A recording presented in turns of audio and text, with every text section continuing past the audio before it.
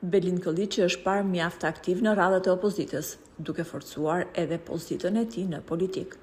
Përveç pjesës politike, interesi më i madh është për jetën private të Belindit, i cili ka më shumë se 10 vite që është në lidhje me Anën, një vajzë simpatike dhe e shkolluar. Edhe pse ende nuk kanë vendosur një ditë për dasmën e tyre, Belindi dhe Ana janë një mbështetje e fortë për njëri tjetrin.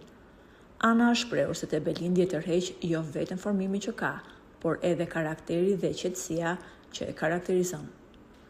Por duket se pjesëmarrja e Belindit në protestat e shumta kundër qeverisë ka sjell pasoja edhe tek vjerri i tij, i cili tashmë është shkarkuar nga detyra që mbante. Vjerri i Belindit është Artan Shkreli, i cili njihet për miqësinë e tij me Ramën.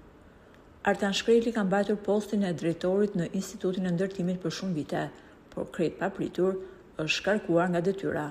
Kërkesën për largimin e vjerrit të Belindit nga posti që mbante e ka bërë vetë kryeministri Edi Rama.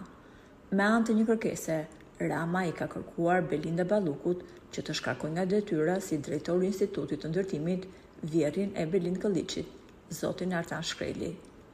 Mediat e shumta e lidhën shkarkimin e tij nga detyra me faktin që Belindi është qartë kundër qeverisë dhe kjo i ka kushtuar edhe vendin e punës vjerrit të tij. Tashmë pritet për tu parë lëvizja e Kolliçit ndaj Ramës pasi ky i fundit i la vjerrin pa punë.